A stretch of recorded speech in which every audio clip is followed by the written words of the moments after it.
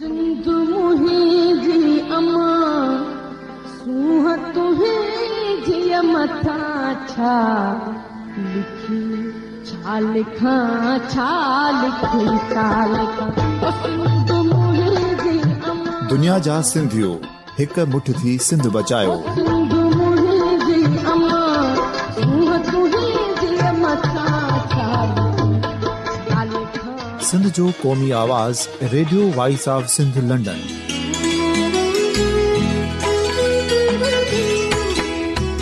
Radio voice of Sindh London पंहिंजी नशरियात में सिंध जी सियासत, समाज, इक़्तिसादियात, तारीख़, क़ौमी उमंगुनि ऐं अख़लाक़ियात मुतलिक़ सिंध जी हक़ीक़ी तर्जुमानी कंदे प्रोग्रामनि खे असराइतो बणाइण लाइ सिंध जे घण घुरनि ऐं धरतीअ सां प्यार कंदड़ अदीबनि, दानिशवरनि, सहाफ़ियुनि, उस्तादनि, वकीलनि ऐं हर तबिके जे मानवारनि सजणनि खे सिंध में शऊरी इनक़लाब लाइ सहकार जो सॾु ॾियूं था। अचो त गॾिजी सूफ़ियुनि ऐं संतनि वारी सिंध जो ओज हिक मुठ थी वरी वापसि आणण वारे सफ़र जा साथारी बणिजऊं।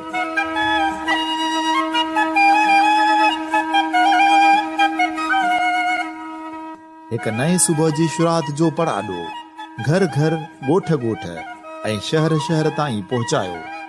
शाल सिंध आबाद ऐं ख़ुशहाल थिए, सिंधी माण्हू सुखियो ऐं सताबो थिए।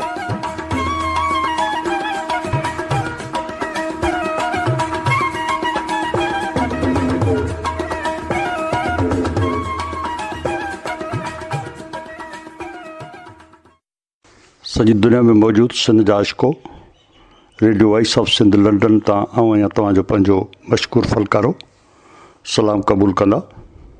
मौजूदु सामाइन, असां सिंध जे माण्हुनि लाइ शाह जो कलाम तमामु वॾी अहमियत रखे थो। शाह साईं सिंध जे ईअं सम्झिजे त हर मसइले ते असांजी रहनुमाई ऐं रहबरी कंदो रहियो आहे। शाह साईं जे रिसाले जी तमामु वॾी अहमियत आहे, जंहिं अहमियत ते सिंध जे मशहूरु बुज़ुर्ग अलामा अब्दुर्रहीम गिरोड़ी इहो बि चई ॾिनो त भलारो भिट धणी सॻोरो सुभान जोड़े जंहिं क़ुर सिंधी में सायो कयो। त शाह जो रिसालो असांजी रहनुमाई कंदो थो अचे ऐं उन मुक़दस पैगाम खे फैलाइण में सिंध जे तमामु वॾनि ॾाहनि माण्हुनि पंहिंजा पंहिंजा किरदार अदा कया आहिनि। शाह जो रिसालो जंहिंजे लाइ काज़ी फैज़ मोहम्मद जो इहो चवणु हूंदो हो त शाह जे रिसाले खे सम्झण लाइ सदियूं खपनि ऐं परोड़ण लाइ 5 उमिरियूं खपनि। तमामु गहराई सां शाह साईं ज़िंदगी जे हक़ीक़तनि खे उजागर कयो आहे पंहिंजे कलाम में। शाह साईं जो कलाम मुख़्तलिफ़ वक़्तनि ते साईं जी हयाती में ई किन माण्हुनि गॾु कयो, किन यादि कयो ऐं पोइ अॻिते हली गंज जी सूरत में उहो कलाम असां ताईं पहुतो। ऐं पोइ शाह जे गंज में ईअं हो त शाह जे कचहरियुनि में जेका उन वक़्त जा जेके हम असर बुज़ुर्ग ऐं शाइर हुआ उन्हनि जो कलाम पियो दोहिराइबो हो त उन गंज में उन दौर जे या उन खां अॻे दौर जा जेके शाइर हुआ उन्हनि जो कलाम उन गंज में शामिलु थी वियो। ऐं पोइ ज़रूरत इन ॻाल्हि जी हुई त उन गंज मञा शाह जी शाइरी खे कढिजे ऐं पोइ अहिड़े ई नमूने सां शाह जे रिसाले ते कमु हले पियो। केतिरा अहिड़ा बि शाह जा बैत आहिनि या शाह जो कलाम आहे जेको अञा ताईं गॾु न थी सघियो आहे, छो त शाह साईं जी शाइरी कच्छ, गुजरात, काठियावाड़, राजस्थान ऐं ॾूरान इलाइक़नि ताईं या कोस्तान या अछड़ोथर त अहिड़ा जेके ॾूराहा ऐं ॾुखियनि अड़ांगनि पंधनि वारा जेके इलाइक़ा आहिनि उते बि आम माण्हुनि खे उहो कलाम यादि आहे ऐं अञा बि ज़रूरत इन ॻाल्हि जी आहे त शाह जे उन गुम थियल कलाम खे हथु कजे, उनखे सहेड़िजे, समूहिजे। मुख़्तलिफ़ माण्हुनि शाह जे कलाम ते कमु कयो आहे। सांगड़ ज़िले जो हिकिड़ो ख़ुशनसीब इंसानु मोहम्मद लुकमान लगारी, जेको उस्ताद लगारी जे नाले सां लिखंदो रहियो आहे, हुनजी सॼी ज़िंदगी शाह साईं जे कलाम खे गॾु करणु, सहेड़णु, समूहण में गुज़री आहे। साईं तमामु वॾो कमु कयो आहे, जंहिंमें हुन साईं जे कलाम जो तशरीह या माना सिंधी में लिखणु या उनखां पोइ हाणे वरी ढाटकी ॿोली या हुनजी कोशिशि आहे त जेके ॿोलियूं जिन ते शाह जो कलाम अञा तर्जुमो न थियो आहे या हुनजी शरह न लिखी वई आहे त उन ते कमु कजे त जीअं शाह जो कलाम हर ॿोली ॻाल्हाईंदड़ वारे ताईं पहुचे। सो साईं तमामु सॼी ज़िंदगी जीअं को माण्हू कंहिं कम खे अर्पे छॾींदो आहे तीअं साईं पंहिंजो पाण खे शाह जे कलाम ॾांहुं अर्पे छॾियो आहे। हुनजो राति ॾींहुं उथणु वेहणु सोचणु ऐं लिखणु शाह ते ई आहे, शाह खे ई सम्झण में हुनजी सॼी ज़िंदगी गुज़री आहे।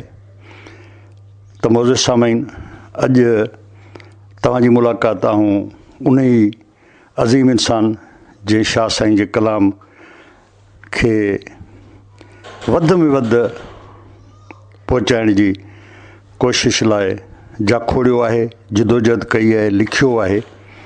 त अचो त उन सां तव्हांखे मिलायूं ऐं उनखां मालूम करियूं त उनखे इहो इश्क़ पैदा कीअं थियो या संदसि ज़ाती ज़िंदगी में कहिड़ा अहिड़ा मोड़ आया त उन बारे में सॼो मतिलबु त तारफ़ या हुन जी ज़िंदगी जो जेको किरदारु रहियो त उन ते असां जेको सो हुनखां मालूम करियूं।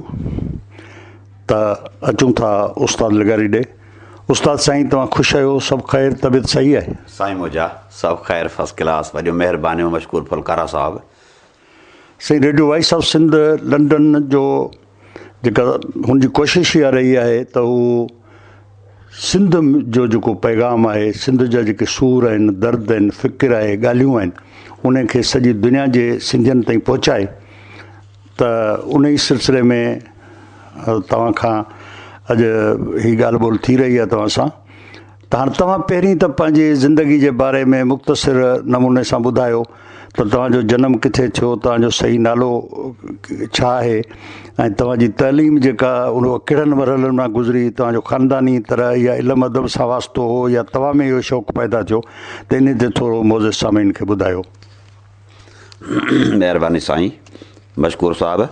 मुंहिंजो जनमु सन 1956 ईस्वीअ में ॻोठु मौलवी ख़ैर मोहम्मद अहमदाणी, तालके ऐं ज़िले सांगड़ में थियो।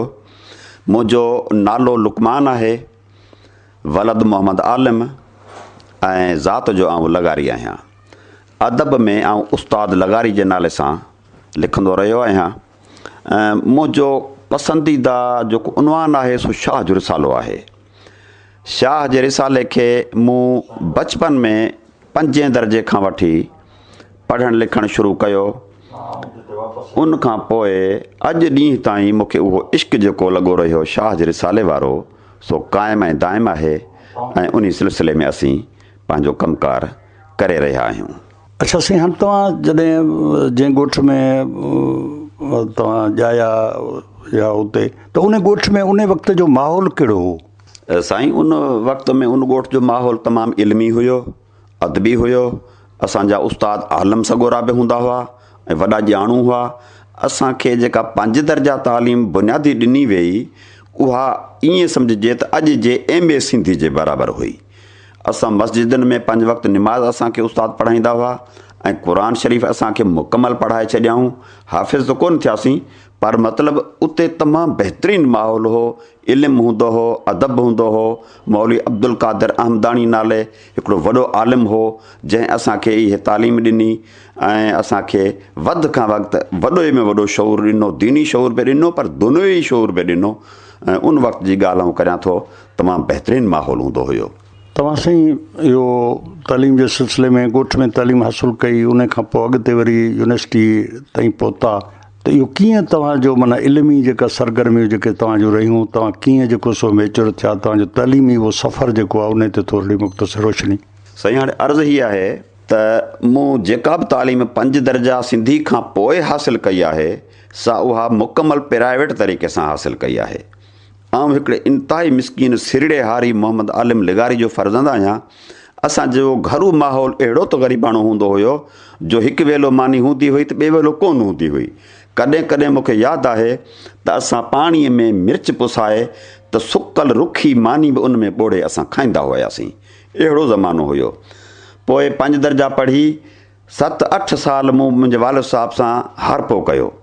इन विच में मूंखे शौक़ु जाॻियो त छो न आउं मैट्रिक करियां। पोइ मूं साल 1978 ऐं 79 में मैट्रिक जो इम्तिहान ॾिनो गवर्नमेंट हाई स्कूल सांगड़ मां। उन खां पोइ मूंखे हली मस्जिद स्कूल जी मास्तरी मिली। मास्तरी मिलण खां पोइ वरी मूंखे शौक़ु जाॻियो त हाणे आउं छो न इंटर करियां। पोइ मूं डिग्री कॉलेज खिपरो मां आर्ट्स में इंटर जो इम्तिहान पास कयो। इन दौरान थोरो हालतूं मुंहिंजूं सुधरी आयूं, छो जो सर्विस में अची वियुसि।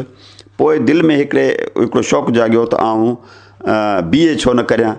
हालांकि BA करणु ॾुखियो हुयो उन टाइम में। पोइ मूं अहिड़ो कमु कयो जो BA जो इम्तिहान ॾिनो त अल्हम्दुलिल्लाह आउं BA पास करे वियुसि। पोइ कंहिं हिकिड़े दोस्त खे, मशकूर साहिबु हिकिड़े दोस्त सां मूं मशवरो कयो, मुंहिंजो यार आउं MA करियां। मूंखे चई अदा ॻाल्हि हीअ आहे, भेटाए साहिबु चयो आहे, घिड़िया से चढ़िया ईअं अथई, मए मते मेहराण में पौ टिपो ॾेई। जेकॾहिं तूं MA जे लाइ फार्म भराईंदे त तुंहिंजी MA बि थी वेंदी। पोइ मूं बिस्मिल्लाह करे वरी MA जो फार्म भरायो। उन खां पोइ आउं MA बि करे वियुसि। इहे इंक्रीमेंटूं मूंखे मिलियूं। मूंखे उन खां पोइ मूं CT कई, PTC कई, BEd कई, MAd कई। मुंहिंजा इज़ाफ़ा थींदा आया। पोइ मस्जिद स्कूल टीचरी मां आउं JST थी वियुसि। 11 सालनि ताईं आउं JST होसि। उन खां पोइ वरी मूंखे वरी HST जो ऑर्डर मिलियो। पोइ मुंहिंजियूं हालतूं जेके आहिनि उहे मथे सुधरी आयूं। ऐं HST थी। हींअर आउं 18 ग्रेड मां रिटायर थियो आहियां। ताज़ो हिकिड़ो साल थियो आहे रिटायर थिए खे। हाणे मुंहिंजी ज़िंदगी जेका आहे बहितरीनु आहे, सुठे नमूने सां गुज़रे थी। इहे सभु अलाह जा करम आहिनि ऐं वालदेन जूं दुआऊं आहिनि। ईअं ई मुंहिंजी ज़िंदगी अॻिते आई, ईअं आउं सुधरी आयुसि। हासिल ज़िंदगी मुतलिक़ उस्ताद बुखारी ॾाढो ज़बरदस्त चयो त आसान न आहे ठाहिणु दोज़ख मां जन्नत। महिनत महिनत, मोहबत मोहबत। त तव्हां पंहिंजे ख़ुलूस सां, पंहिंजी सचाई सां, पंहिंजी महिनत सां ऐं मोहबत सां अॻिते वधंदा रहिया। तमामु सुठो। हाणे शाह साईं ते तव्हांजो जेको कमु आहे सो तमामु वॾो कमु आहे। त इहो शौक़ु तव्हांखे कीअं पैदा थियो? तव्हां इन कम जी शुरूआत कीअं कई? या सॼी ज़िंदगी पंहिंजो शाह जे इन पैगाम खे फैलाइण में अर्पे छॾी? त इन ते थोरो पंहिंजो सफ़र जेको तव्हांजो थियो आहे, इल्मी सफ़र शाह ते कम जो, उन ते थोरो तव्हां रोशनी विझो। महिरबानी साईं। अर्ज़ु हीअ आहे त जॾहिं आउं 5 दर्जो पढ़ंदो हुउसि त उन में शाह साहिब जा बैत हूंदा हुआ, जहिड़ो की अॼु पिणु उतर पार ॾे ककर कई चोटी, मुदाए ते मींहं जी खिवण न खोटी, आओ लालण मोटी घोरिया रुसण ॾींहड़ा। शाह साहिब जी शाइरी मूंखे एॾी पसंदि हूंदी हुई। पोइ मूंखे इहो जुनून जी हद ताईं शौक़ु जाॻियो। ऐं अॻिते हली जॾहिं मुंहिंजूं हालतूं बहितर थियूं त पोइ मूं शाह जो रिसालो सॼी ज़िंदगी पंहिंजे मुताले हेठि त आंदो। पर जॾहिं मुंहिंजूं हालतूं कुझु बहितर थियूं, मूंखे शौक़ु जाॻियो त छो न आउं शाह जे रिसाले ते अमली कमु करियां। पोइ 2010 में मूंखे शौक़ु जाॻियो त आउं तर्जुमो करियां शाह जे रिसाले जो। आउं ॾिसंदो हुउसि शेख हयाज़ जो उर्दू मंज़ूम तर्जुमो त आउं अजब खाईंदो हुउसि त मंज़ूम तर्जुमो कीअं हिन कयो आहे। छो जो तर्जुमो करणु त आसान आहे, पर शाइरीअ खे शाइरी में तर्जुमो करणु इंतिहाई ॾुखियो कमु आहे। मूंखे शौक़ु जाॻियो, मुंहिंजी मादरी ॿोली सिराइकी आहे, छो न आउं सिराइकी में तर्जुमो करियां, पर सिर्फ़ु तर्जुमो न बल्कि मंज़ूम तर्जुमो करियां, यानी शाह जे कलाम खे शाइरी में तर्जुमो करियां। हा साईं। पोइ मूं 2010 में रातियूं जाॻियूं, ॾींहं जाॻिया, वेठो रहियुसि, गोॾो भञी वेही जो रहियुसि। मूंखे यादि आहे, अञा ताईं मुंहिंजे उन मसवदे में लिखियो पियो आहे त मूं शाह जो कलाम 2 महीना ऐं 2 ॾींहं लॻाया, मुकमल शाह जा 30 ई सुर मंज़ूम तर्जुमो सिराइकी में करे वियुसि। हा साईं। पोइ मूंखे मेहरान अकेडमी वारनि जो फ़ोन आयो, मूं कुझु इदारनि खे लिखियो, मूंखे मुंहिंजो ई छापियो। मेहरान अकेडमी वारनि जो फ़ोन आयो त तव्हांजो रिसालो असीं छापियूं था। पोइ मुंहिंजी मुलाक़ात कमर मेमण साहिब सां थी। हैदराबाद जे गाॾी खाते ते आयो, हैदर चौक ते। हुन मुंहिंजो मसौदो क़बूलु कयो ऐं मूंखे चई मुआवज़ो छा वठंदे। मूं हुनखे चयो त शाह अब्दुल लतीफ़ भिटाई रहमतुल्लाह अलैह जो कमु आहे, हिन जो मुआवज़ो आउं 1 रुपयो बि कोन वठंदुसि। तव्हां हिन खे शानदार नमूने सां शाया करियो, बसि मुंहिंजे लाइ इहा ई सादत काफ़ी आहे। पोइ उन्हनि मुंहिंजो सिराइकी में शाह दा रिसाला जे उनवान सां शाह जो रिसालो शाया कयो, जंहिंखे तमामु घणी पज़ीराई मिली। हाणे तव्हांखे मज़ेदार ॻाल्हि ॿुधायां त जॾहिं मुंहिंजो शाह दा रिसाला यानी मंज़ूम सिराइकी तर्जुमो शाह जे रिसाले जो शाया थियो ऐं अख़बारनि में इहा थोरी घणी ख़बर आई त मोहतरम आगा नूर मोहम्मद पठान साहब, जेको एकेडमी अदबियात पाकिस्तान सिंध जो डायरेक्टर हुयो, उन इहा ॻाल्हि ॿुधी, उहो कराची मां कही सिधो मूं वटि मुंहिंजे ग़रीब खाने ते आयो। मूंखे चई, उस्ताद लिगारी, मूं ॿुधो आहे त तो मंज़ूम तर्जुमो कयो आहे ऐं तोखे ॾिसणु आयो आहियां त तूं कहिड़ो माण्हू आहीं।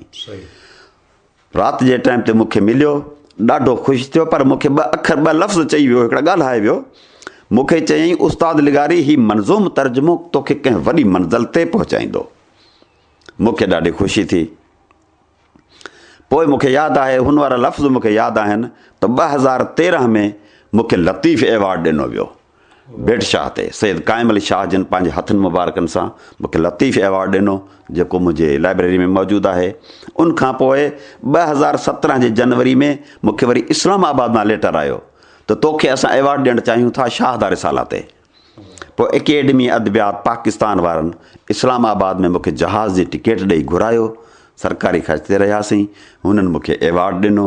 मुंहिंजे लाइ हिन खां वॾी ॿी का बि ख़ुशकिस्मती कान्हे जो मुंहिंजो पूरो सजायो थियो। इहो से मूं कमु कयो। उनखां पोइ मूं तरतीब ॾिनो शाह जो रिसालो,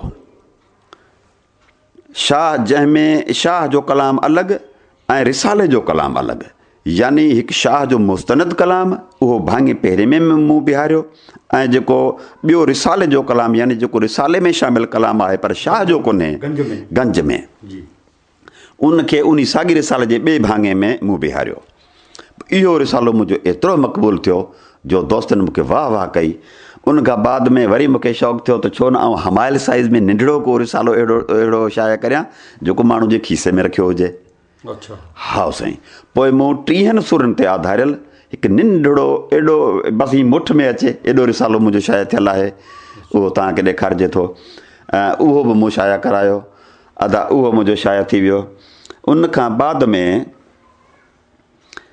मूं सिटवार सम्झाणी शाह जो रिसालो लिखणु शुरू कयो। हा साईं। हूअं त बैतवार सम्झाणी सां शाह जा रिसाला शाया थियल आहिनि, जहिड़ो की कल्याण आडवाणी साहिब जो रिसालो आहे, तमामु मशहूरु रिसालो आहे। पर कल्याण आडवाणी साहिब वारो रिसालो जेको आहे उहो बैतवार सम्झाणी आहे। हिकिड़ो बैत ईंदो, उन जी बैत जे हेठां उन बैत जी गॾियल सम्झाणी आहे। इन साॻी तरीक़े सां डॉक्टर अब्दुल गफ़ार सूमरे साहिब बि कमु कयो आहे। शाह जो बैत ॾेई उन जे हेठां उन जी बैतवार सम्झाणी ॾिनी आहे। पर मूंखे ज़हन में आइडिया आई त आउं छो न सिटवार सम्झाणी करियां, अञा हुनखे वधीक आसान करियां। शाह जे कंहिं बि बैत जी या वाई जी हिकिड़ी सिट अची ख़तमु थिए त उन जे साम्हूं वरी ॿिए पेज ते उन जी सम्झाणी शुरू थिए। जेतिरियूं बैत जूं सिटरूं ओतिरियूं सम्झाणी जूं सिटरूं, नंबर ॾेई मूं कयो। जॾहिं इहो कमु मुंहिंजो थियो, पोइ मुंहिंजो इन कमु एॾो त मुंहिंजो बहितरीनु कमु थियो। ऐं सम्झां थो त तारीख़ में मुंहिंजो वॾे में वॾो अदबी पढ़ियो सिराइकी नुस्खे खां पोइ हीउ सिटवार सम्झाणी वारो थियो। हींअर ताज़ो मूंखे शौक़ु आहे त आउं छो न ढाटकी ॿोली में मंज़ूम तर्जुमो करियां। इहो मुंहिंजो इश्क़ु आहे। हाणे ढाटकी कलाम जो चूंड कलाम 30 सुरनि ते आधारियल चूंड कलाम जो मूं मंज़ूम तर्जुमो कयो आहे। मुकमल करणु मुंहिंजे वस में कोन्हे। हाणे थोरो रोशनी विझंदो हलां त ढाटकी ॿोली बि मूंखे ॻाल्हाइणु या सम्झणु अचे थी, छो जो मुंहिंजो वास्तो अहिड़नि माण्हुनि, अहिड़नि दोस्तनि, अहिड़नि पाड़ेसिरनि सां रहियो जिन सां इहे असीं ॿोली ॻाल्हाईंदा हुआसीं। ढाटकी ॿोली में मुंहिंजो उबूर आहे। इन हूंदे बि नज़रसानी की ढाटकी ॿोली वारे खां कराए रहियो आहियां ऐं थींदी इंशाअल्लाह ताला तमामु जल्द मुंहिंजो ढाटकी ॿोली जो, पर उहो बि मंज़ूम तर्जुमो अचण वारो आहे। इहा आहे मुंहिंजी कोशिशि त जीअं सिराइकी, उनखां सवाइ साईं मूं हिकिड़ो कलमी नुस्ख़ो बि लिखियो 2011 में। इहा ॻाल्हि मूंखे विसरंदी पई वञे, चङो थियो यादि आई आहे। गोॾो भञी वेठुसि, मैज़ मूं रखी, मैज़ जे साम्हूं मूं पना रखिया, मुख़्तलिफ़ कलर जा मूं कलम रखिया। उहो जेको मुंहिंजो कलमी नुस्ख़ो आहे 6 रंगनि ते लिखियलु आहे। हिकिड़ो बैत ॻाढ़ी मस सां, ॿियो बैत नीरी मस सां, टियों बैत साई मस सां, चोथों बैत वाङणाई मस सां, पंजों बैत गुलाबी मस सां, छहों बैत कारी मस सां। मतिलबु अहिड़े नमूने सां मूं शाह जे रिसाले जे 36 सुरनि ते आधारियल रंगीन कलमी नुस्ख़ो लिखियो आहे, जेको मुंहिंजी लाइब्रेरी में मौजूदु आहे। काफ़ी दोस्त आया आहिनि, ज़ियारत करे था वञनि, ॾिसी था वञनि, ॾाढा ख़ुशि था थियनि। हीअ मुंहिंजे इश्क़ जी इंतिहा आहे। भिटा हिसाब सां मुंहिंजो लतीफ़ियात ते इहो कमु कयलु आहे। साईं, हाणे शाह साईं जे जेको कलाम ते हिन वक़्त ताईं त काफ़ी कमु थियो आहे, अञा इलाही कमु रहियल बि आहे। मिसाल तौर हाणे उहो जेको सफ़र रहियो आहे, यानी शाह साहब खां पोइ शाह जे कलाम खे जी तशरीह करणु, उनखे महफ़ूज़ करणु, उनखे सहेड़णु, समूहणु जो जेको हिकिड़ो कमु रहियो आहे, उन कम जो तव्हां असांखे, जीअं तव्हां लतीफ़ियात ते जॾहिं तव्हांजो इश्क़ आहे त तव्हांखे ज़ाहिर आहे उहो सॼो जेके पंध छो हूंदो इश्क़ जो, उन इश्क़ जे पंध जा जेके पांधीअड़ा जिन्हनि कुझु कयो आहे शाह जे कलाम ते, त उन मुतालिक़ सॼी दुनिया जे सामीन खे इहो ॿुधायो त शाह ते हिन वक़्त ताईं कहिड़नि माण्हुनि कहिड़ो कहिड़ो कमु कयो आहे, उन ते थोरी रोशनी विझो। महिरबानी साईं, तव्हां ॻाल्हाइण जो मौक़ो ॾिनो। अर्ज़ु हीअ आहे त शाह जो कलाम शाह साहिब जी ज़िंदगी में ई लिखजणु शुरू थियो। शाह साहिब जे रूबरू हुनजो ख़लीफ़ो हूंदो हुयो तमर फ़क़ीर। चवनि था त शाह साहिब जे रूबरू ई वेही तमर फ़क़ीर शाह जे रिसाले जो कलमी नुस्ख़ो लिखियो शाह जी हयाती में ई। ऐं जॾहिं शाह साहिब इंतकाल फ़रमाए विया त उहो कलमी नुस्ख़ो तमर फ़क़ीर वटि मौजूदु हुयो। इहो तारीख़ में लिखियलु आहे त शाह साहिब जो कलाम हुयो। पोइ उन में गंज हुयो, यानी ॿियनि जा बि कुझु सुर केॾारे जा या ॿियनि सुरनि जा बैत शामिलु हुया, पर शाह साहिब जी हयाती में शाह जो रिसालो लिखियो वियो। उनखां पोइ जेके दस्तियाब थिया शाह साहिब जे विसाल खां बाद में रिसाला, उन्हनि में दर्सगाह मंसूरा वारो जेको रिसालो हुयो सन 2000 हिजरी में लिखियो वियो। हिकिड़ी लिस्ट आहे मूं वटि, उहा आउं थोरो याददाश्त जे लाइ रखी आहे साम्हूं, तव्हांखे आउं ॿुधायां थो। उनखां बाद में अबू बकर फ़क़ीर वारो कलमी नुस्ख़ो 3 सुरनि ते आधारियल दस्तियाब थियो। 3 सुरनि जो बि चूंड कलाम आहे। उहो 1206 हिजरी में लिखियो वियो। 1206 हिजरी में। दर्सगाह मंसूरा वारो 1200 हिजरीअ में, अबू बकर फ़क़ीर वारो 1206 हिजरीअ में। हाणे जेको भिटशाह ते रखियल गंज आहे, अॻु में असल रखियलु हूंदो हो, हाणे मुमताज़ मिर्ज़ा वारो आहे। मतिलबु उहो ई साॻी असल जो अक्स आहे। इहो लिखियो वियो 1207 हिजरी में। इनखे मियां इस्माइल खाहोड़ी वारो नुस्ख़ो बि चइजे थो। अब्दुल अज़ीम मीर जत पंहिंजे हथ अखरनि सां लिखियो। इहो 1207 हिजरी में लिखियो वियो।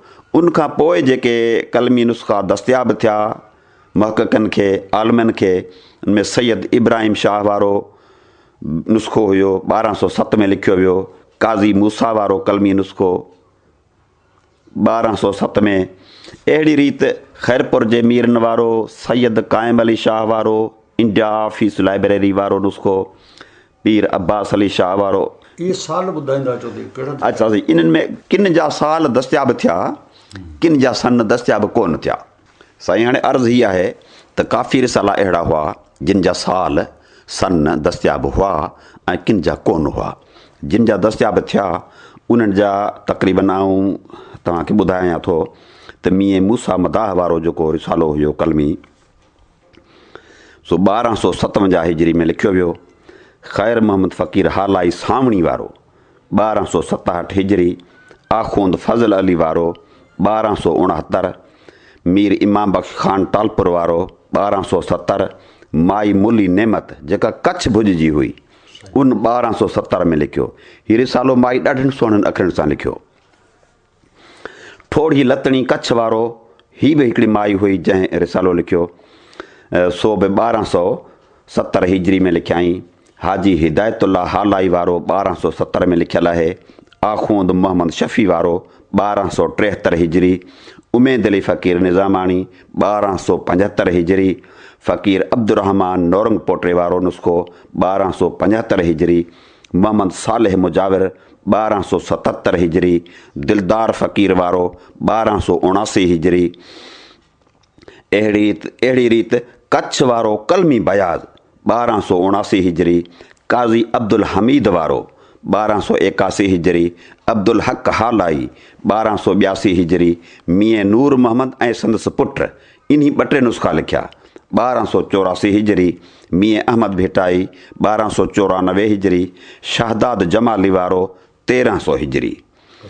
जी साईं। मियां मोहम्मद ऐं मियां हुसैन वारो नुस्ख़ो 1300 हिजरी। नेक मोहम्मद वारो 1303 हिजरी। मियां अहमद भेटाई 1304 हिजरी। हिन मियां अहमद भेटाई 4 नुस्ख़ा लिखिया। हुनजो शौक़ु हूंदो हुयो। हा साईं। पोइ आहे ब्रिटिश म्यूज़ियम वारो कलमी नुस्ख़ो 1304 हिजरी में लिखियो वियो। कैप्टन स्टेक वारो नुस्ख़ो आहे सो बि 1304 हिजरी में लिखियो वियो। ऐं ज़फ़र काज़मी वारो कलमी नुस्ख़ो जॾहिं दस्तियाब थियो त उन ते सन कोन हुयो, या हुयो त उहो पासो उॾो ई खाई वई, मतिलबु सन दस्तियाब न थी सघियो। अहिड़ी रीति मीर अब्दुल हुसैन ख़ान सांगी वारो 1307 हिजरी में लिखायो वियो। काज़ी फ़क़ीर मोहम्मद काने सन 1313 हिजरी में। पीर गौस मोहम्मद शाह वारो 1316 हिजरी में। लाल मोहम्मद फ़क़ीर लाड़क वारो 1329 हिजरी में। जुमे फ़क़ीर जो लिखायल कलमी नुस्ख़ो 1331 हिजरी में। अहिड़ी रीति ग़ुलाम क़ादिर पिताफ़ी वारो 1331 हिजरी।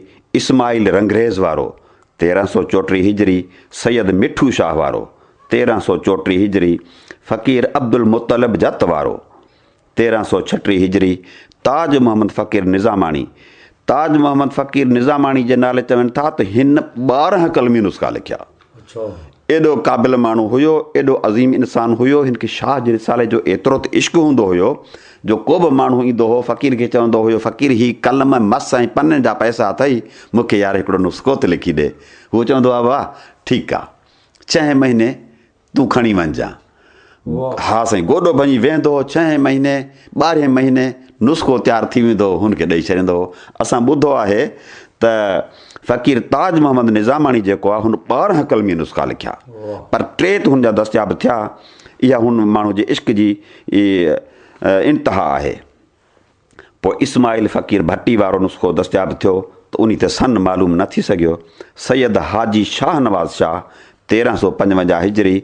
मोहम्मद सालेह बहराणी ही बि 1355 हिजरी। मेहार फ़क़ीर 1371 हिजरी। पीर लथेबो 1373 हिजरी। उन खां अलावा जेके ॿिया दस्तियाब थिया जिन ते साल न हुया उन्हनि में लौंग फ़क़ीर वारो, वली मोहम्मद शाह वारो, पुनल फ़क़ीर जूणे वारो, अब्दुल्ला थईम वारो ऐं सैयद ग़ुलाम शाह भिटाई वारो कलमी नुस्ख़ो। हाणे जेको सैयद ग़ुलाम शाह भिटाई वारो कलमी नुस्ख़ो आहे इहो आहे सन 1970 ईस्वी। इहो असांजे दौर में इहो लिखाए मुकमल थियो। हिन रिसाले खे शाह जो आख़िरी कलमी नुस्ख़ो मञियो वेंदो हुयो। इन खां अलावा दरबेले जे मखदूमनि वारो कलमी नुस्ख़ो, सेवण वारो, फ़क़ीर अहमद जत वारो कलमी नुस्ख़ो बि दस्तियाब थिया। पर हिन वक़्तु तारीख़ में जेकॾहिं ॻणिजे सची तारीख़ हीअ आहे त हींअर मुंहिंजो लिखियलु, यानी मूं उस्ताद लिगारी जो लिखियलु जेको कलमी नुस्ख़ो आहे, जेको मूं 2011 सन में ईस्वी सन में लिखी मुकमल कयो आहे, इहो शाह जे रिसाले जो आख़िरी रंगीन कलमी नुस्ख़ो आहे। हा, हिन खां बाद में जेकॾहिं को लिखंदो त वरी इहा सआदत उनखे मिलंदी, जेकॾहिं न त फ़िल वक़्तु हिन टाइम ते मुंहिंजो लिखियलु कलमी नुस्ख़ो जेको आहे सो शाह जे कलमी नुस्ख़नि जो आख़िरी रंगीन कलमी नुस्ख़ो आहे जेको तारीख़ में लिखियलु आहे। सो हीअ हुया कलमी नुस्ख़नि जी तारीख़।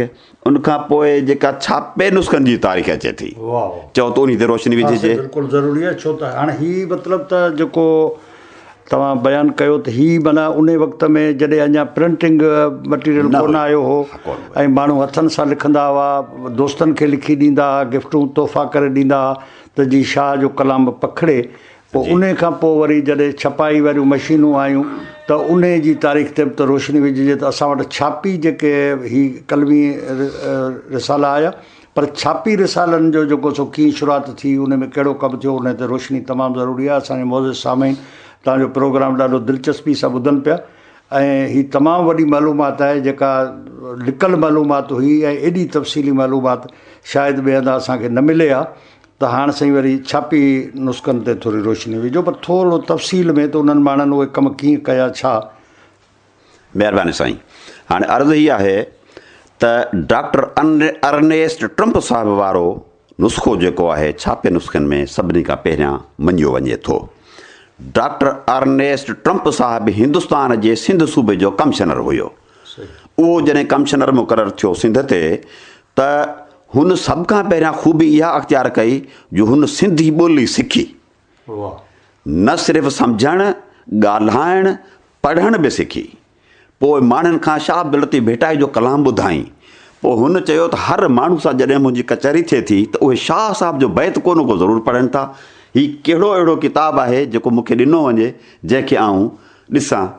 पोइ हुनजे साम्हूं शाह जो रिसालो रखियो वियो, हुनखे वॾो शौक़ु थियो। पोइ डॉक्टर अर्नेस्ट ट्रम्प साहिबु अहिड़ो कमु कयो, पंहिंजे मुल्क जर्मनी में लप्सिया शहर जो रहाकू हो, उते सिंधी प्रेस क़ाइमु कयई।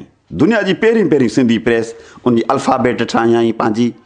शाह जो रिसालो छापे नुस्ख़ो सभ खां पहिरियां सन 1866 ईस्वीअ में डॉक्टर अर्नेस्ट ट्रम्प साहिबु ॾिनो।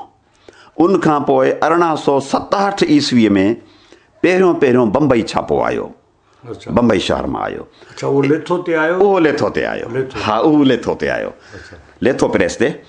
बम्बई छापा अहिड़ी रीति मुख़्तलिफ़ दौरनि में, यानी 50 सालनि जे पीरियड में 8 बम्बई छापा आया जी। उहो हिन वक़्तु असांखे हिकिड़ो ई पहिरियों जेको बम्बई छापो हुयो सो दस्तियाबु आहे, ऐं ॿिया आहिनि त पोइ सिंध अलाजी में आहिनि, उहे आम माण्हुनि वटि कोन आहिनि। पर आम जेको रिसालो असां वटि आहे सो बम्बई जो पहिरियों छापे नुस्ख़ो आहे।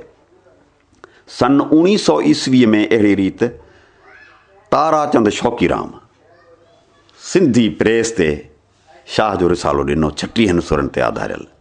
हाणे तव्हांखे हिकु ॻाल्हि ॿुधायां मज़े वारी, उहा हीअ आहे त इहे जेके रिसाला हुया इहे सभु जा सभु गंज आहिनि।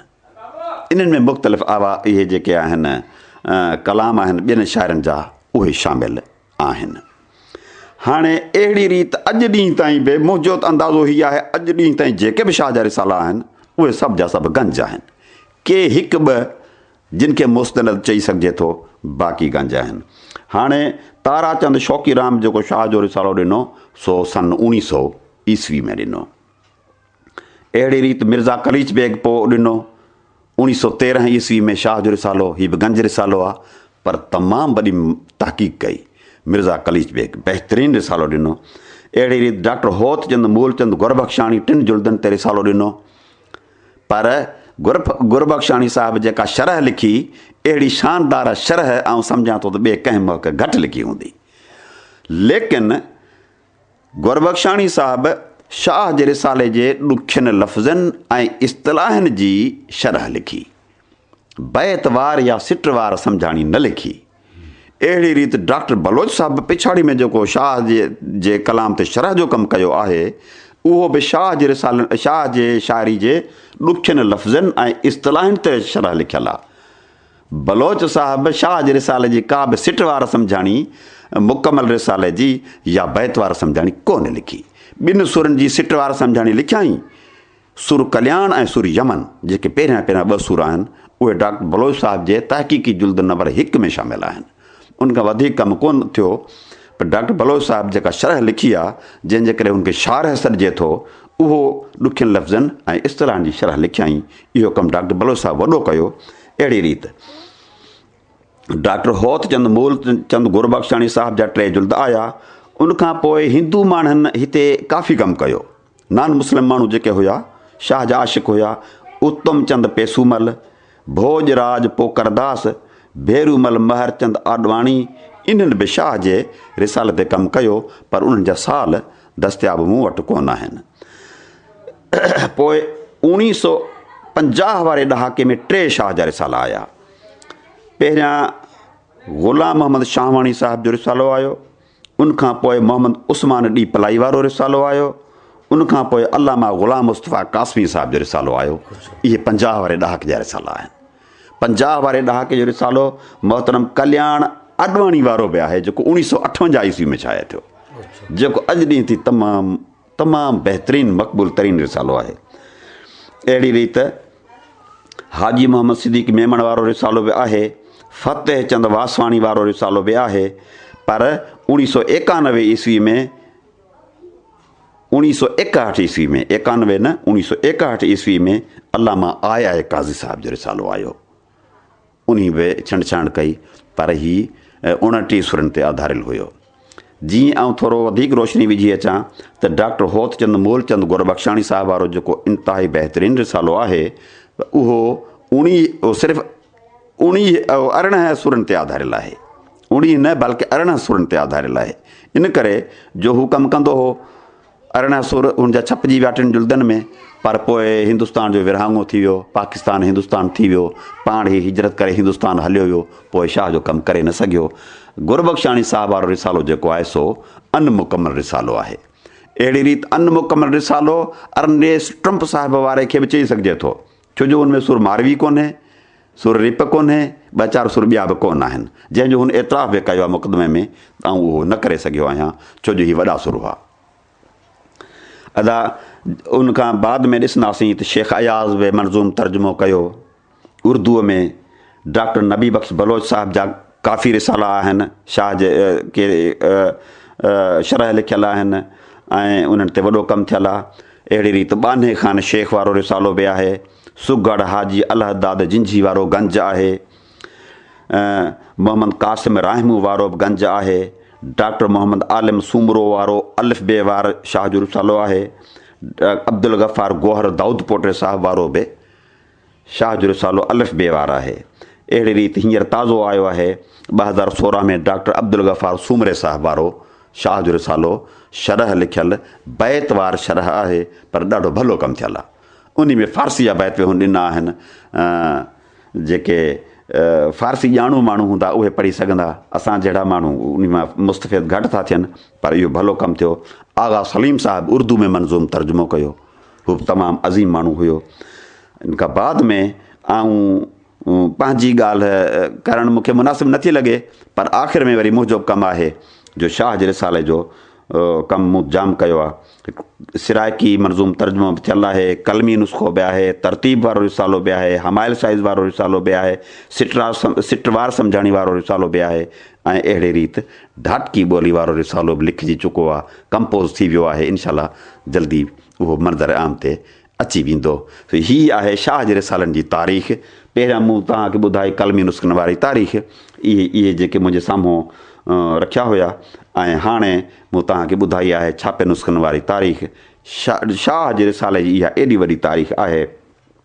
शाह ते साईं उहो माण्हू कमु करे सघंदो जंहिं ते इश्क़ु हूंदो, जंहिंखे मोहबत हूंदी, जंहिंखे जुनून हूंदो। बाक़ी ज़ोर लॻाइण सां शाह जो कमु नथो थिए, हीअ मोहबत में कमु थिए थो। इनशाला तव्हां दुआ करियो मुंहिंजो कमु हमेशह जारी ऐं सारी रहे जेसिताईं सिसी में साह आहे। साईं तव्हां जेको रोशनी विधी कलमी नुस्ख़नि ते ऐं छापी नुस्ख़नि ते शाह साईं जे, त हाणे हिन में हिकिड़ी शइ जेका सा रही आहे, जेका मुख़्तलिफ़ रिसालनि में या मुख़्तलिफ़ जेके शार या शाह साईं जे कलाम जा लिखंदड़ हुआ, उन्हनि में हिकिड़ो वॾो तज़ाद रहियो आहे। उहो इहो आहे त कंहिं 29 सुर लिखिया आहिनि ऐं कंहिं 30 सुर मञिया आहिनि, कंहिं 32 सुर मञिया आहिनि, कंहिं 36 सुर मञिया आहिनि। त इहो जेको तज़ाद आहे हिन वक़्त ताईं शाह जे कलाम में, त इन तज़ाद जा कहिड़ा सबब आहिनि या इहो कीअं जेको सो थियो आहे या कहिड़नि सुरनि ते तज़ाद आहे, त इन ते थोरी रोशनी विझो। छो त तव्हां तमामु वॾी मालूमात रखो था शाह जे कम ते, त आउं सम्झां थो त इहो तव्हां इन जो तमामु बहितरीनु जेको सो जवाबु ॾींदा। ऐं असांजी सॼी दुनिया जा जेके सामाईन आहिनि उहे इन ॻाल्हि में मुदल आहिनि त बाबा किॾे रिसाले में 29 सुर आहिनि, कंहिंमें 30 आहिनि, कंहिंमें 32 आहिनि, कंहिंमें 36 आहिनि, त आया की इहो तज़ाद छो आहे, इन ते थोरी रोशनी विझो साईं। महिरबानी साईं, तव्हां मूंखे ॻाल्हाइण जो मौक़ो ॾिनो। हाणे अर्ज़ु हीअ आहे त शाह जा रिसाला शुरू खां वठी जीअं शाया थींदा आया आहिनि उहे 36 सुरनि ते आधारियल आहिनि, पर जॾहिं मुस्तनद तहक़ीक़ कई वई त उन मां तहक़ीक़ जे आधार ते साबित थियो त शाह के सुर अहिड़ा आहिनि 36 सुरनि में जेके शाह जा कोन आहिनि। मसलन सुर केॾारो, सुर धनासरी, सुर शींहं केॾारो, सुर हीर रांझो, सुर बैराग हिंदी, सुर ढोल मारू ऐं सुर बसंत बहार। ही 7 सुर अहिड़ा आहिनि जिन में बसंत बहार, ढोल मारू ऐं बैराग हिंदी ही सुर 3 अहिड़ा आहिनि जेके ढाटकी ऐं मारवाड़ी सां खे वेझा आहिनि, जी ॿोली ऐं लहजे खे वेझा आहिनि। भेटाए साहिब जीअं त सिंधी में शाइरी कई आहे, रिसालो सिंधी में ॾिनो आहे, पर ही सुर जेके आहिनि इहे बज़ाहिर इन्हनि में बि ॿिनि जा नाला अचनि था। सादिक चए, सिद्दीक़ चए या कंहिं ॿिए शाइर जो नालो अचे थो, इहे 3 सुर मुस्तनद कोन आहिनि। धनासरी बि परायो आहे। शींहं केॾारो जेको आहे इहो त घणे भाङे बि सफ़ा ढाटकी सां लागू आहे। ऐं हीर रांझो जेको आहे सो सिराइकी सुर आहे। हीउ जेको सिराइकी सुर आहे सो बि शाह साहिब जो कोन आहे। हाणे वॾे में वॾो इख़्तिलाफ़ी सुर आहे जेको सो आहे सुर केॾारो। हाणे सुर केॾारो जेको आहे उन मुतालिक़ मुहक़क़ सम्झनि था त शाह साहिब जी ज़िंदगी में ई शाह साहिब जे रूबरू इहे ई साॻी बैत सुर केॾारे वारा हुनजी महफ़िल में पढ़िया वेंदा हुआ, ॻाया वेंदा हुआ। पोइ तहक़ीक़ करण खां पोइ में हिकिड़ो किताबु दस्तियाबु थियो जेको शाह साहिब जी ज़िंदगी खां थोरो अॻे जो सन लिखियलु आहे। उहो आहे एहसान फ़क़ीर हालाई लांगाह जो, जंहिंमें उहे बैत सुर केॾारे वारा बीठा आहिनि। इन करे इहो इख़्तिलाफ़ आहे, ॿोली बुलंद आहे, ॿोली शाह साहिब वारी साॻी आहे। इन करे इख़्तिलाफ़ मुहक़क़नि कयो, मुहक़क़नि ॿिनि कयो। हिकु अलामा आए काज़ी कयो जंहिं शाह जो जे रिसाले में सुर केॾारो शामिल न कयाई, ऐं ॿियो डॉक्टर नबी बख़्श ख़ान बलोच साहिबु इख़्तिलाफ़ कयो।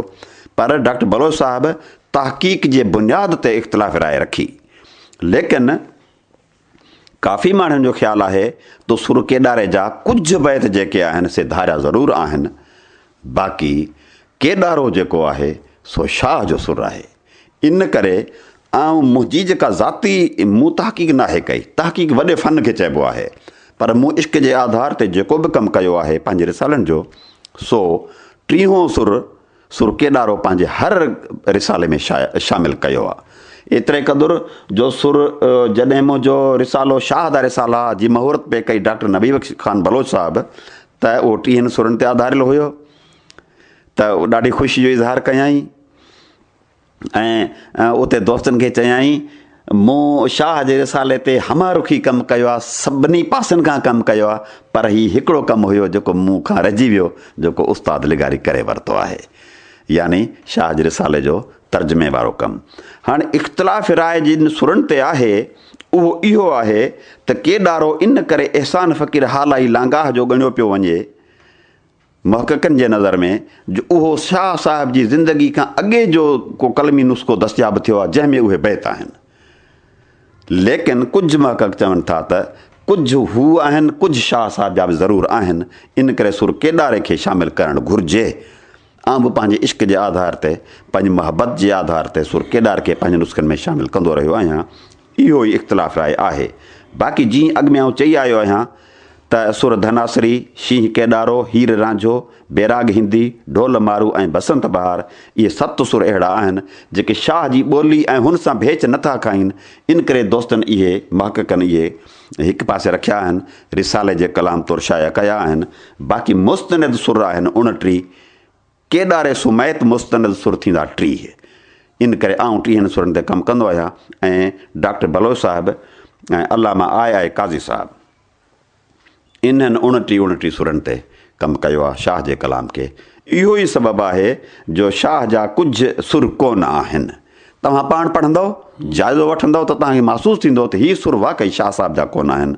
उनजी ॿोली बुलंद ख़्याली मोहबत ज़रूरु आहे, पर शाह साहिब जा कोन आहिनि।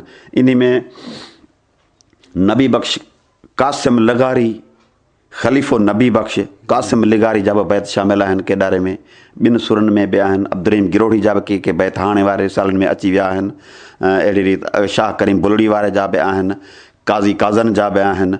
सो अहिड़ी रीति शाह जो रिसालो हमेशह गंजी रहियो आहे।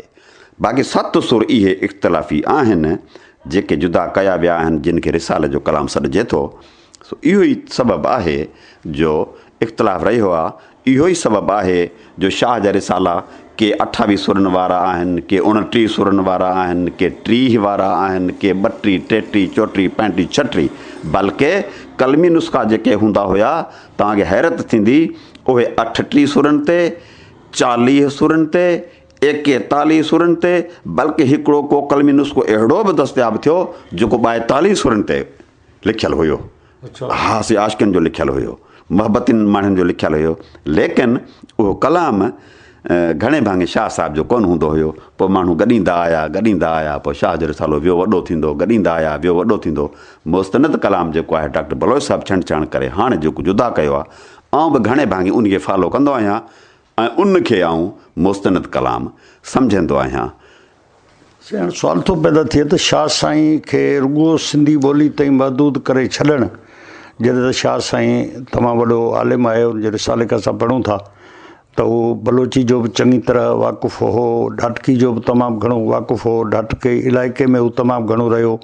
शाह जो सुर मारवी हुन जेको थर में वेही लिखियो त थर में ॿोली ढाटकी आहे, या कच्छ जो गुजरात ताईं वेंदे अहमदाबाद ताईं जेको सो उन वक़्त में कबीर ऐं शाह जो हिकु शाइरी में काफ़ी ख़्यालनि जी जेका साहमांगी मिले थी त शाह साईं हिकु वसी नज़र ऐं तमामु घणियूं ॿोलियूं ॻाल्हाईंदड़ या सम्झंदड़ या माण्हू हो। त हाणे उन खे सिर्फ़ु इन बुनियाद ते चवणु त बाबा ही ढाटकी ॿोली में आहे, शाह साईं ढाटकी कोन ॻाल्हाईंदो हूंदो, कोन सम्झंदो हूंदो, या ही फारसी में आहे, अरबी में आहे, त शाह साईं इन्हनि ॿोलियुनि जो माहिर त हो, जेको उनजे कलाम खे असां पढ़ूं था त ॾिसूं था त उनजो ॿोलियुनि ते तमामु वॾी दस्तरस हुई ऐं हू सम्झंदो हो। ऐं उन वक़्त में जेको ज़मानो हो जेको आलिमनि जो, अदीबनि जो, त उन वक़्त में फारसी, अरबी, इहे सभु ॿोलियूं तमामु घणियूं जेके से हुयूं। वॾा वॾा आलिम जा जेके से हुआ ॿोलियुनि में, इल्मी कचहरियुनि में उहे जेके से लफ़्ज़ ईंदा हुआ। त कहिड़े बुनियाद ते तव्हां जेको सो हिननि धनासरी, शींहं केॾारो, हीर रांझो, बैराग या ढोला मारू, हाँ ढोला मारू में मिसाल तौर जेका हसासियत आहे त कुंजा रात करेड़ियो टोली टोली ॿीस, ढोला थारी मारुई उरले भांजे ईस। तव्हां ॾिसो त हिकिड़ी मंज़र निगारी आहे। शाह जो कलाम जेको सो माना माण्हू जे रूह जे अंदरूनी कैफ़ियतनि जो इज़हार आहे। त एॾी सारी सघारी शाइरी खे जेकॾहिं इन बुनियाद ते कढी छॾिजे त बाबा ही ढाटकी आहे या मारवाड़ी आहे, हाणे इहो कोन हूंदो शाह जो, त इन में तव्हां कीअं था जस्टिफिकेशन इन शइ जी ॾियो त इन्हनि खे कीअं आलिमनि स्कॉलरनि कढियो आहे, या इहे शयूं इन बुनियाद ते कढी छॾनि त बाबा शाह जी इहो शाह कोन इहा ॿोली सम्झंदो, त इन बुनियाद ते सम्झंदो इंसाफ़ कोन्हे शाह सां। साईं हाणे अर्ज़ु हीअ आहे त शाह साहिब खां सवाइ ॿिया बि जेके शाइर हुआ उन्हनि जा बि अज़ीम वॾे में वॾा जज़्बा हुया, वॾी मोहबत वारा शाइर हुया। उन्हनि जी शाइरी जी बुलंद ख़्याली तमामु वसी ऐं इंतिहाई वॾी हूंदी हुई। इहो लाज़मी न आहे त जेका भले में भली शाइरी हुजे उहा रुॻो शाह साहिब जी हुजे। शाह साहिब में ख़ूबी हीअ आहे त जॾहिं कल्याण सुर में ईंदासीं त हुन में घणो करे वहदानियत वारा हवाला ऐं इस्तलाह मिलंदा असांखे, यानी दीन वारा, इंसान खे नेक रस्ते ते आणण वारा। जॾहिं सोरठ में वेंदासीं त उन में मारवाड़ वारे इलाइक़े जी ॿोली वारा लफ़्ज़ मिलंदा। जॾहिं असां देसी सुर में ईंदासीं त उन में असांखे बलोचकी लफ़्ज़ मिलंदा। शाह साहिबु जंहिं पासे वियो आहे, जेको सुर जिते इहो कयो आहे, उहो उन जे रूबरू वेही वञी उते ॾिसी करे उहे सुर लिखिया आहिनि। जॾहिं घातू वारो सुर पढ़ंदासीं, सुर सामूंडी पढ़ंदासीं, सुर सरीराग पढ़ंदासीं त रुॻो समूंड आहे, रुॻो मलाहनि वारी ॿोली आहे, उहो लहजो आहे। जेके माण्हू चवंदा हुया त बेटा ई साहिबु उमी आहे या पढ़ियल आहे, इहो बि इख़्तिलाफ़ किन आलमनि विच में रखियो हुयो, पर शाह जो रिसालो इन्ही ॻाल्हि जो सर्टिफिकेट आहे त ही जंहिं माण्हू जो कलाम आहे उहो तमामु वॾो पढ़ियल लिखियल ऐं आलिम माण्हू आहे, हिन जे वसी मुतालियो रखंदड़ इंसानु आहे। हूअं बि शाह जे दौर में शाह साहिब पाण सां गॾु कलाम पाक ऐं मौलाना रूमी वारो रिसालो ऐं टियों शाह करीम बुलड़ी वारे जो रिसालो, इहो पाण सां गॾु रखंदा हुआ, रोज़ानो पढ़ंदा हुआ, विर्द कंदा हुआ। तमामु शाह साहिब वॾो आलिम माण्हू हुयो, पढ़ियल लिखियल माण्हू हुयो। ऐं हाणे जेका ॻाल्हि तव्हां था करियो त सुर ढोल मारू जो जज़्बो एॾो वॾो आहे ऐं बसंत बहार जो एॾो वॾो बहितरीनु जज़्बो आहे। इन जी माना इहा कान्हे त जेको बहितरीनु शेर हुजे रुॻो भेटाई चयो हुजे। उन दौर जा हम असर शाइर हुआ, एॾी वॾी शाइरी कंदा हुआ, एॾी प्यार भरी शाइरी कंदा हुआ जो जंहिंजो को छे अंत हद हिसाब कोन हो। बल्कि ख़लीफ़े नबी बख्श कासिम इन ॻाल्हि सां को इख़्तिलाफ़ करे सघे थो मुंहिंजी हिन राय सां, ख़लीफ़े नबी बख्श कासिम जी जेका शाइरी आहे भेटाई खां हिकु क़दम अॻिते वधी करे आहे। हुन केॾारो लिखियो आहे त सिंध ते लिखियो आहे। शाह शुजा सिंध में वेह, खरड़ी खाए रत, भत न विझे वात में, जनी नेण निसत नींह न लाए तिन सां। सो वॾा शाइर भला शाइर ॿिया बि आहिनि, जेकॾहिं अहिड़ी बुलंद ख़्याली वारो बैत या शाइरी ॿियनि रिसालनि में मिले थी त उन जो मक़सदु इहो कोन आहे त उहा हर रुॻो शाह साहिब जी हुजे, ॿिया बि बहितरीनु शाइर थी गुज़रिया आहिनि। इन करे ॿियनि जी शाइरी जेका आहे, ॿियनि जा किताब जेके आहिनि उहे बुलंद आहिनि, लेकिन उहे आहिनि सरासर उहे भेटाई साहिब खां जुदा, उन जी अलॻि शाइरी आहे। इहो सबबु आहे जो उहे शाह साहिब जा नथा लिखिया वञनि, उहे रिसाले जो कलाम लिखिया वञनि था। साईं, तव्हांजी तमामु वॾी महिरबानी जो तव्हां असांखे शाह जे कलाम मुतलिक़ तमामु वॾी मालूमात ॾिनी। हिन वक़्तु सॼी दुनिया जा सिंधी तव्हांजो ई प्रोग्राम ॿुधी रहिया आहिनि, तव्हांजो ई मैसेज, तव्हांजो ई पैगाम सॼी दुनिया जे माण्हुनि ताईं पहुची रहियो आहे। त तव्हां उन्हनि खे कहिड़ो मैसेज ॾींदा शाह जे फ़िक्र जी रोशनी में, त उहे जेके कीअं अमल कनि, छा कनि, को पैगाम उन्हनि माण्हुनि खे? महिरबानी साईं, आख़िर में आऊं पंहिंजनि ॿुधंदड़नि खे ही पैगाम ॾियणु चाहियां थो त शाह जो रिसालो पढ़ो, शाह जो रिसालो सम्झो ऐं शाह जे पैगाम ते अमल करियो त असांजी सिंध, असांजो वतन, असांजो मुल्क बागो बहार थी वञे, का बि ॿियाई न रहे। इहो ई मुंहिंजो आख़िर में पैगाम आहे दोस्तनि खे। वरी मोहबत पाए मन में, रंढा रोड़िया जन, तन जो सराफन, अण तोड़ियो अघाइयो। महिरबानी साईं। मोज़िज़ सामीन, इन सां गॾु ई हीउ प्रोग्राम पंहिंजी पुॼाणी खे पहुतो। पंहिंजे मेज़बान मशकूर फलकारे खे इजाज़त ॾींदा। सदाईं गॾु, यार ज़िंदा, सोबत बाक़ी। अवां जी समातुनि ताईं radio voice of Sindh London